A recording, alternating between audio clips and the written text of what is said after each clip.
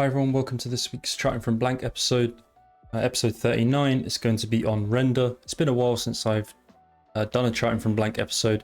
I do really enjoy doing this series. It's a good series, an educational series from Analyst, and then we usually get down to actually executing on a lot of the plans I give on in these episodes in the Wealth Group Discord. So thanks everyone from the recommendation. I'm taking the recommendation off Twitter, so this week's is going to be on render. If you haven't seen an episode before, then the way these work is that we start from a completely fresh sheet, completely blank chart, and basically make our way down from the higher time frame to the lower time frame and try and whip up a plan for that coin for whatever time frame that provides us. Sometimes we usually find a higher time frame setup and then along with a lower time frame setup. So we're going to be talking about render today.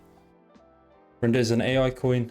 Given the heat coming from AI agents at the moment, maybe some AI coins can catch a rotation off the back of that, so it's worth us keeping an eye on it. I'm going to take a look at the sort of really higher time frame side of things. It's been around since about 2021 render, maybe a little bit before. An AI coin that has historically traded pretty well, but ever since March 2024 has been down only. Even the December November-December move, it still failed to make a new higher high. Clearly we got an area of interest here from render around this monthly, just below this $5 region, this 477. Higher time frame level towards that $10. I mean, $10 is quite like a psychological number, like a big round number. $10 usually get psychological numbers like 1, 10, 100. So on 100k, for example, on BTC, bit of a psychological number. Yeah, I think it's moving into an area of interest here for sure. Definitely a place that if it does reclaim, we could see render perform quite well. So yeah, the monthly, bit of resistance here. But if we can start to trade back above this 477 area on the monthly, then probably looks good for a potential breakout, right? It's a bit of a flag going on here.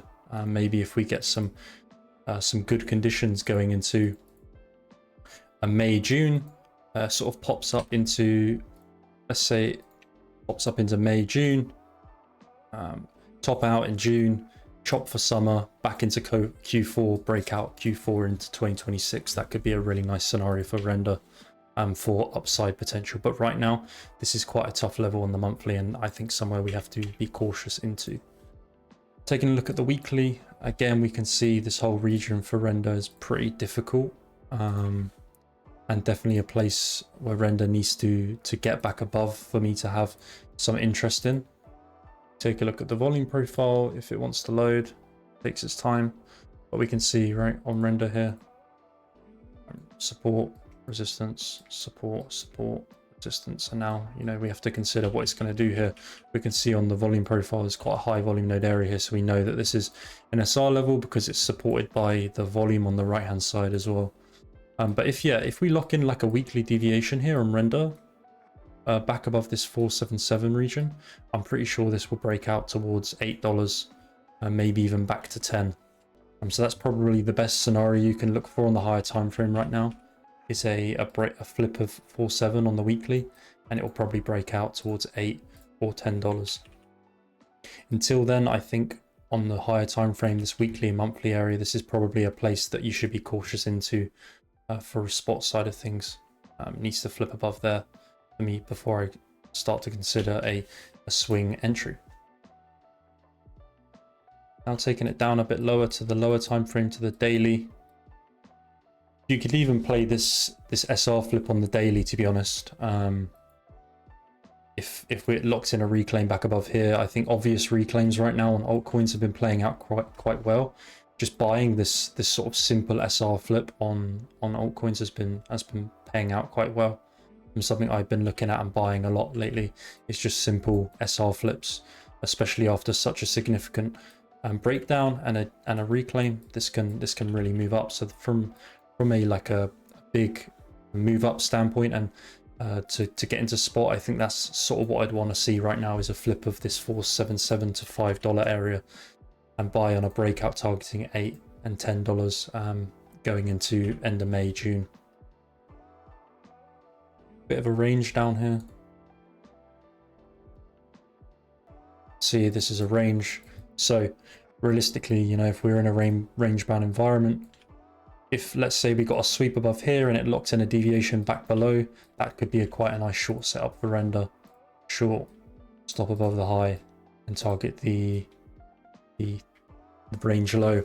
I think from an intraday / intra-week trade, looking for a short right now is probably the best play, especially if BTC gets a sort of breakout into 99, 100k.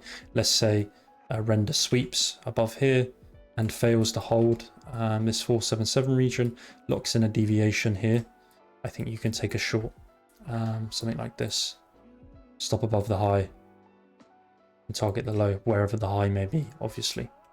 So that's sort of probably the best plan you can take away from it right now, is the fact that we're trading into quite a difficult level.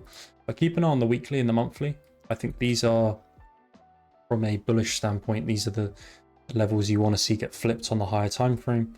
Until then, I think looking for some reversal on the 4-hour and daily seems like the best play right now.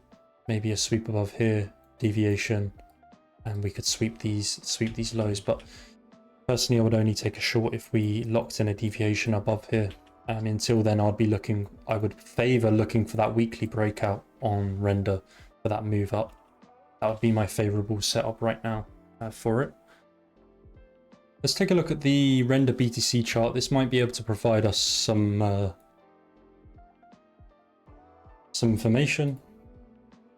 Maybe render can start to see some slight BTC outperformance if it reclaims here. Again, I think the significance of a deviation like this could be very positive for render, both on this chart and on the USDT pair. I think that sort of reclaim would be very significant, especially after sweeping all of these lows down here.